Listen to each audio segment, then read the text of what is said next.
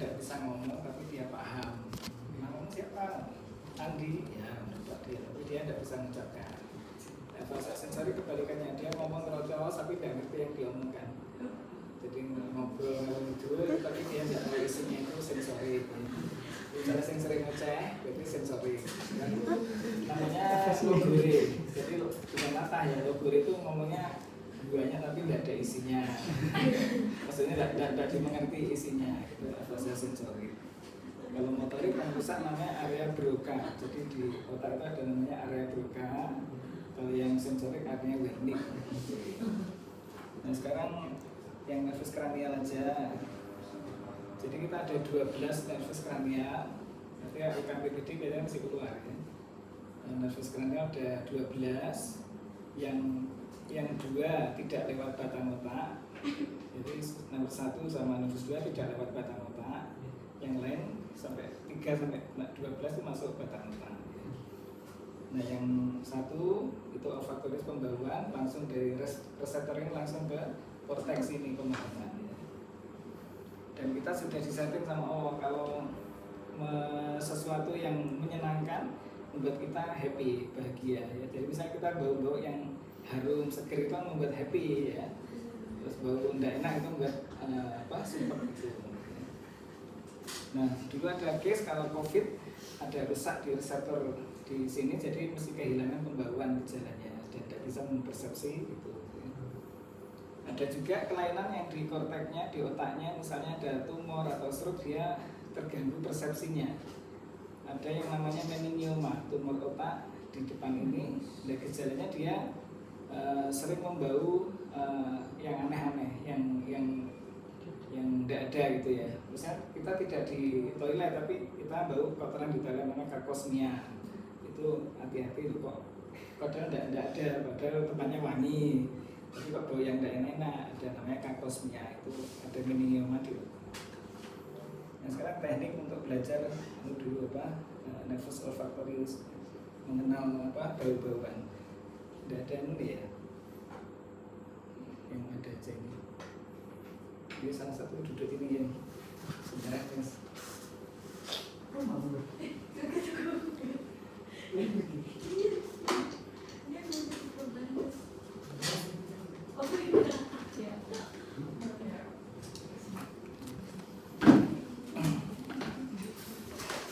Yang kita teskan sebenarnya banyak bau, ada yang teh, kopi, vanili, yang ada ini kopi sama teh ya.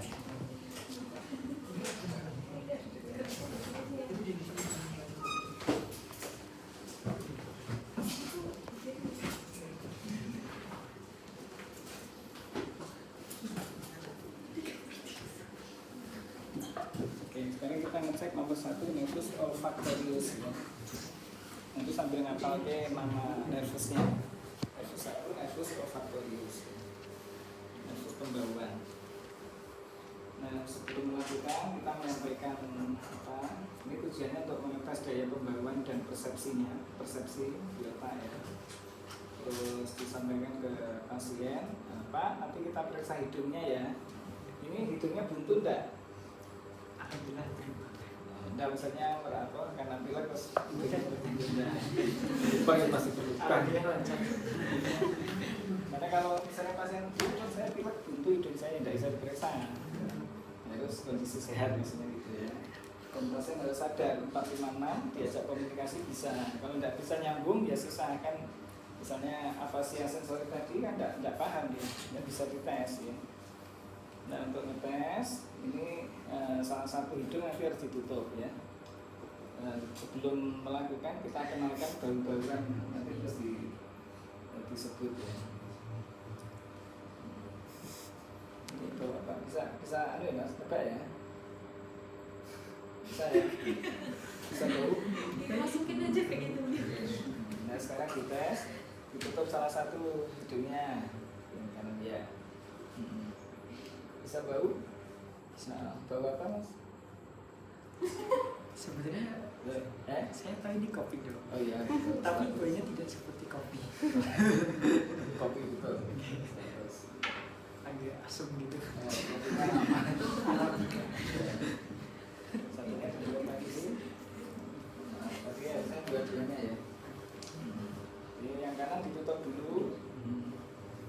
setelah dikenalkan bau kopi tadi, terus ini ditulis pasien. Bau apa mas? Bau apa? Tidak terlalu jelas. Nah, diulang lagi. Bau otaknya nggak bisa bekerja sama hidungnya. Masa bau? Seperti hidung saya. Tapi Tapi bau ya? Bau apa? Kopi apa teh? teh. Coba diulang. Kopi ya. Satunya ditutup hidungnya. Sana kiri. Bau apa mas? Sama ya. Loh. Ganti. Satu lagi ditutup. Bau apa mas? Boleh dulu. Teh. Yang kanan ditutup. Teh. Ada obstruksi deh.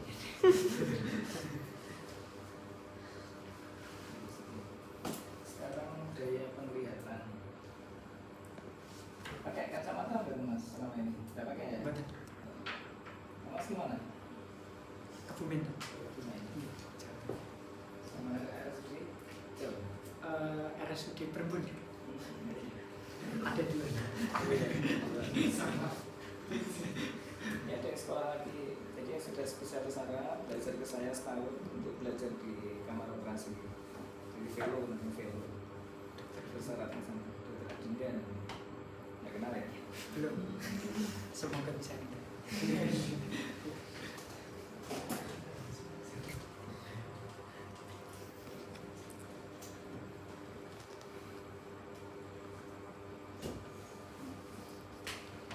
Jadi untuk saraf nomor 2 nefrotikus itu yang dinilai satu daya penglihatan ketajamannya.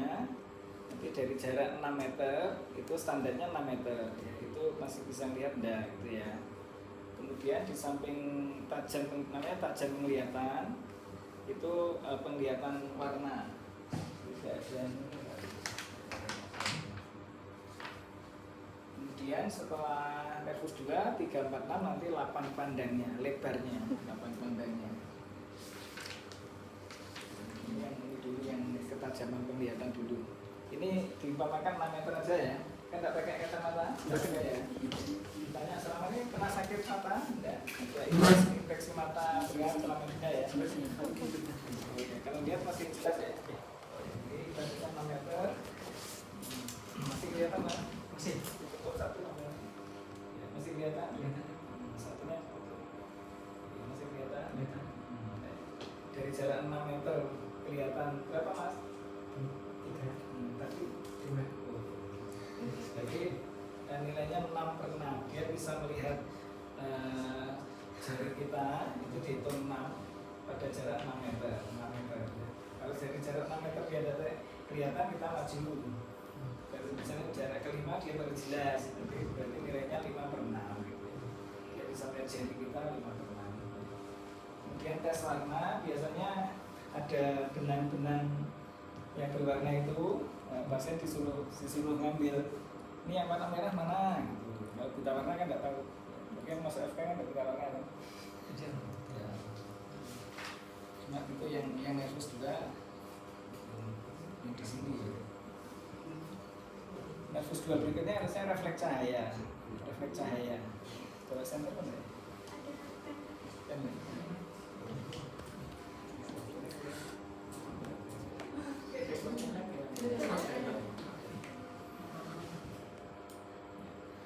Refleks cahaya itu kanan kiri harusnya kan sama, jadi kan berhubungan mata kanan dan kiri. Kalau disenteri yang kanan, kalau dapat cahaya kan miosis mingkup gitu ya, itu mingkupnya bilateral, yang kanan juga ikut mingkup ya, itu normal. Kalau yang di sini senteri mingkup, sana tidak mingkup, berarti yang tidak normal. Yang tidak normal yang di sana ya. Ada dua cara ya, indirect dan direct ya. Terus pernah nggak ya? Belum. Udah ngerti? Yang direct kan langsung, yang indirect dilihat respon sebelahnya gitu. Jadi tangannya boleh untuk satu gitu boleh, atau tangan saya juga tidak apa-apa. Tangan pemeriksa juga boleh, dia depan. Ya. cara nyinarinya jangan langsung depan dari samping itu ya, lebih elegan. Agak dekat kita lihat, karena cahayanya kurang terang. Lihat depan mas. Ini kalau disentri kan miasis gini mengecil, jadi normal ya. Ini yang langsung. Yang tidak langsung kita melihat respon sebelahnya. Jadi kalau kita sentri gini, yang kita lihat sebelahnya. Makanya cahayanya harus terang. Biasanya kalau tidak terang tidak kelihatan. Jadi ini yang direct normal. Untuk indirect kita cek juga normal. Itu bisa miasis kecil. Jadi yang indirect yang langsung disentri, yang indirect yang kontralateralnya. Ya. Bisa simpel ya. Simpel. Nah sekarang apa? Nafas 3, lapang pandang. Tadi diceritakan ya. Lapang pandang sudah ya. Lapang pandang itu dari nafas 3, 4, 6 yang memerankannya. Kalau nafas sekarang lapang pandang, sebelum lapang pandang kita mengecek dulu gerakan bola mata. Gerakan bola mata itu nafas 3, 4, 6. Yang ke samping nafas 6, yang medial inferior itu 4, yang lainnya itu 3. Terus ngomong ngapalnya ya. Jangan diamalisasi tak ada perlu. Kalau lirik keluar, lirik ke samping itu nafas 6. Terus yang 4 itu medio inferior. Ya. Yang lain 3. Ya. Jadi coba kita tes gerakan bola mata ya. Pada orang yang kena penyakit di otak, kadang bola matanya tidak bisa bergerak, itu yang namanya nanti diplopia. Jadi penglihatan jadi ganda. Coba kita ikuti jari saya ya. Coba lirik ke samping. Jadi ini kan bisa lirik ke samping. Nafas berapa ini? 6. Nah, yang ini nafas berapa? Yang 3. Belum. 3 ya. Terus yang ke samping sini, yang sini berapa? 6. Yang sini 3. Nafas 4 baru inferior sini. Lihat jari ini mas. Yang ini nafas 4. 4. Yang ini 3. Oke, lihat atas bisa, bawah bisa, samping lagi bisa. Yang elegan bentuk huruf H ya, dari samping terus naik ke atas baru turun ke bawah. Ya. Kita taruhkan lagi, lihat ini samping dulu ya normal, balik lagi ya normal, balik lagi tengah, atas, bawah sampai bisa normal ya. Yang sini 4 normal. Nanti di rumah sakit kelihatan, dia tidak bisa ngirik itu kelihatan nafas berapa. Nanti banyak kelainan. Ya. Besok saya ngoperasi pasien yang tidak bisa ngirik ke samping nafas 6, namanya paresen nafas 6 bisa ya. Ada aneurisma di otak. Nah sekarang lapang pandang. Lapang pandang itu mengukur derajat sudutnya. Ya. Nah kalau orang normal itu masih bisa melihat sampai 70% sudut di sini yang samping ya. Nah, yang di sini 10%. Jadi kalau dia bisa menatap kira-kira maksimal kurang dari 10%, saya wajar, tapi lebih dari 10% di sini saya normal ya. Coba lihat saya. Yang nanti lihat. Ini saya megang benda warnanya apa? Tidak boleh gini deh. Ya. Kelihatan? Warnanya apa? Kelihatan ya? Kelihatan. Sehat ya. Jadi pada orang yang apa? Yang sehat pun ini sudah kesulitan. Coba lihat ke depan. Kelihatan enggak? Untuk warnanya udah sama sih. Sama. Cuma bendanya kelihatan. Gerak apa diam? Gerak. Kelihatan. Jadi ini maksimal 70%. Jadi 70% kira-kira sudut di sini ya. Nah, di sini dia nanti ada kelainan sudah tidak bisa lihat ya. Nah, kurang dari 70% dia baru bisa lihat kalau ada kelainan. Terus yang depan, yang sini juga 70% ini kelihatan? Diam apa gerak? Jadi maksimal 70% dari ini ya, dari sudut ini. Lebih dari itu misalnya tidak kelihatan masih wajar ya. Kan maksimal segini. Ada yang kelainan segini masih belum bisa lihat. Ya segini baru bisa lihat, baru bisa lihat segini. yang maksimalnya dia kan harusnya 70% di sini kalau nervus 6 ya. Kelihatan ya? Kelihatan diam apa gerak? Gerak. Yang saya bawa parahnya apa? Benda yang atas maksimal juga 10% ya. Jadi lebih dari 10% dia sudah tidak bisa lihat. Lihat saya pegang benda kelihatan? Warnanya juga tidak. Iya. Diam apa gerak? Diam. Diam, betul ya. Yang bawah juga 10%. Lihat saya kelihatan? Diam apa gerak? Diam. Diam. Ini. Oke. Ya seperti itu.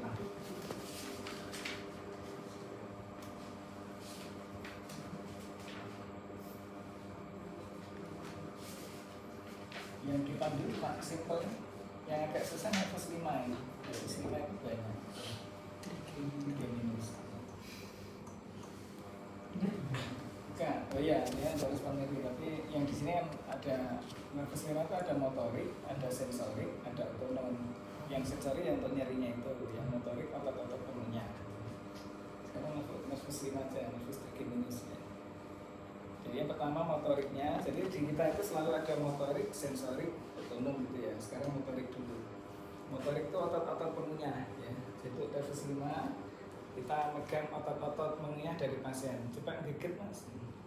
Jadi kita bisa merasakan kontraksinya. Gigit, kurang gigit. Kalau pengen lebih mudah, dia harus masukkan spatel bisa. Nanti yang kecokot itu dalamnya sama apa enggak itu ya. Tidak ada spatelnya sendiri. Kita bisa merasakan otot mengunyahnya sini sama otot di dahi sebelah dahi sini ya. Ini normal bisa ada kontraksi.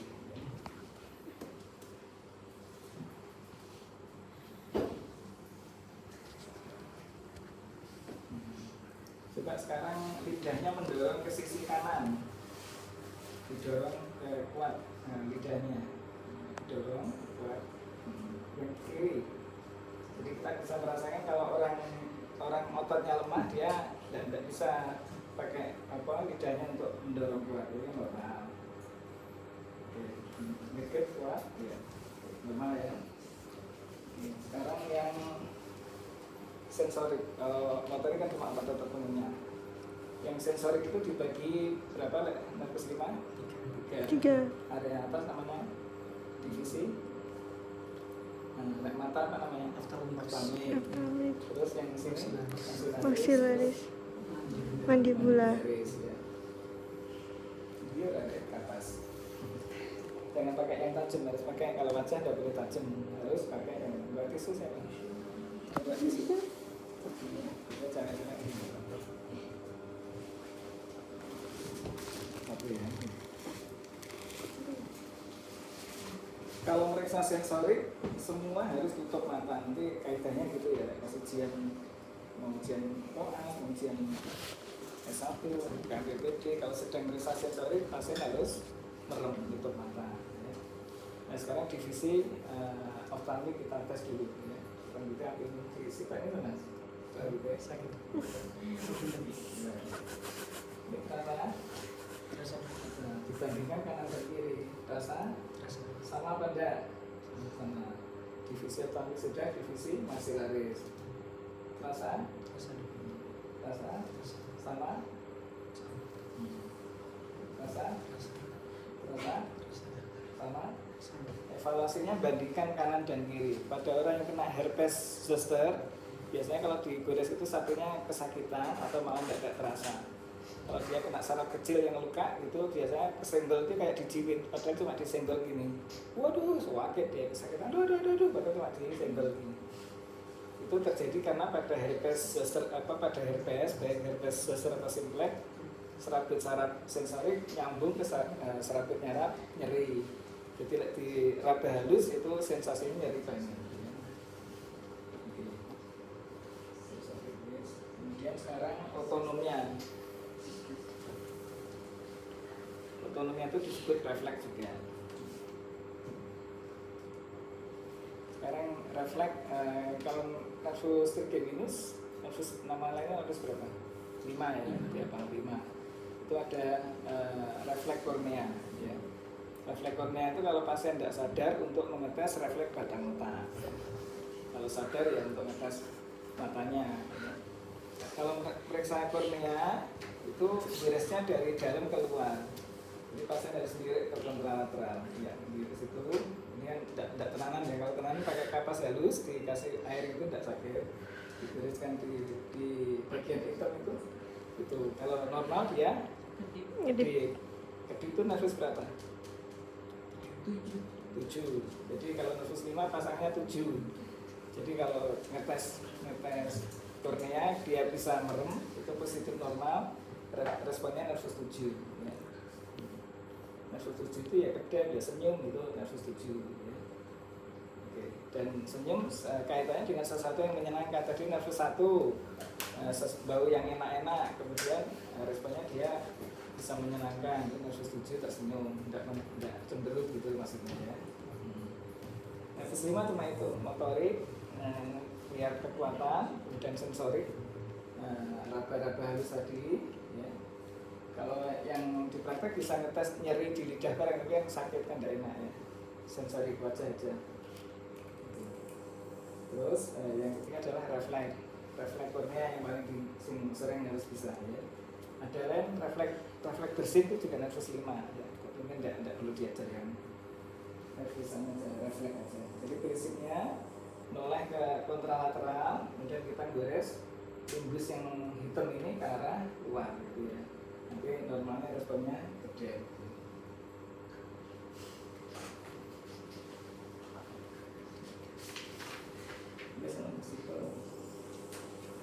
Nah sekarang nervus 7, kadang jumbuh antara 5 dan 7 ya. Jadi kalau 5 itu motoriknya hanya mengunyah ya. Tapi kalau 7 motoriknya ya semua otot-otot wajah itu punya 7. Jangan kualik ya. Kadang-kadang bingung ini 5 atau 7 gitu ya. Jadi yang 5 otot mengunyah. Mengunyah itu pterygoides ini ya, itu 5 ya. Kalau yang 7 itu untuk otot-otot wajah ya. Jadi yang mulai dahi sampai bawah. Nah sekarang 7 supaya tidak kelewatan, periksanya dari atas ke bawah ya. Nah sekarang dari atas dulu, coba alisnya diangkat. Nah, ini kalau misalnya salah satu tidak bisa diangkat, itu nervus 7 yang tipe namanya perifer. Perifer itu yang di luar sentral atau LMN namanya gitu ya. Orang Bell palsy itu nanti salah satu tidak bisa ngangkat. Yang mencot wajah itu kalau nervusnya perifer dia tidak bisa ngangkat. Angkat bareng alisnya normal ya. Tutup mata kuat. Oke, normal ya. Kita bandingkan kanan dan kiri. Oke. Sekarang apa? Hidungnya mencucu bisa? Jarang bisa loh. Dulu belum tentu bisa mempraktekkan. Ya. Terus sekarang meniup, mencucu, terus lambungnya mencucu itu bahasanya apa bahasanya? Itu. Nah itu. Nah, itu motoriknya. Kalau orang kena sakit tidak bisa. Kayak Bell palsy tidak bisa. Makanya salah satu gejala Bell palsy kalau berumur kan notos-notos kan tidak bisa niup, tidak bisa mencucu ya. Sekarang beringis. Beringis itu lebar atau sedikit? Sedikit. Kalau senyum ya. Jadi kalau beringis senyum ringan, kalau senyum besar ya maksudnya gitu. Terus sekarang otot namanya platisma. Jadi sampai tarik ke bawah, yaitu platisma yang di sini ya. Kalau orang tetanus kan begini terus ya, ini tetanus ya. Jadi maksudnya ada maknanya ya. Jadi dari atas coba alisnya diangkat. Oke, terus sekarang mencurung mas, mencurung kayak orang seperti normal ya. Tutup mata, rapat. Oke, untuk membedakan kanan kiri kita bisa mengetes. Jadi pas mata tutup rapat, tahan ya, kita menarik ke atas ya. Kalau ada tahanan normal ya. Pada orang Bell palsy dia tidak bisa nahan, diangkat ini kok melek ya. Terus hidungnya cucu kayak tadi ya. Sekarang senyum ringan. Terus sekarang senyum lebar. Oke, cucu meniup. Cucu Ya, platisma.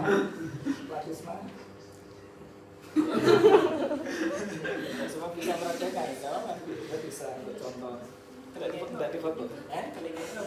Telinga ya 7 juga, tapi tesnya tidak wajib. Mau gerakan telinga boleh, tapi hidung aja gitu.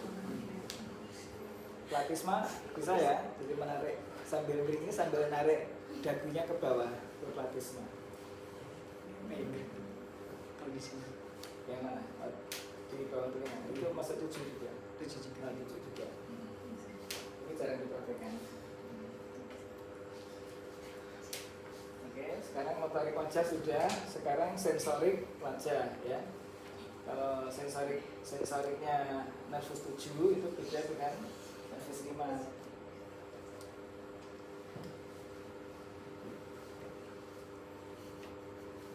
Nervus 7 itu membedakan rasa apa yang di depan sini? Manis yang pinggir asam, belakang sedikit asin, belakang pahit. Pahit itu sebenarnya bukan nervus 7, 9, 10 ya, karena untuk mengelan. Ya. Jadi kalau sensoriknya wajah tadi, wajah oftalmik, maksila dan mandibula. Kalau sensoriknya 7, tes rasa lidah namanya ya. Yang sepertiga anterior itu manis, sampingnya asam, belakangnya sedikit asin, belakangnya pahit ya. Coba melet. Jadi cara ngetesnya, pasien suruh melet gini, kemudian ditetesi yang manis pakai glukosa. Ini tidak ada sebenarnya ya. Misalnya ada, maksudnya dengan pipet, melet, kita tetesi manis di depan ini, dia baru bisa merasakan rasanya di mana, kan tidak bisa ngomong, caranya harus menulis ya. Jadi pas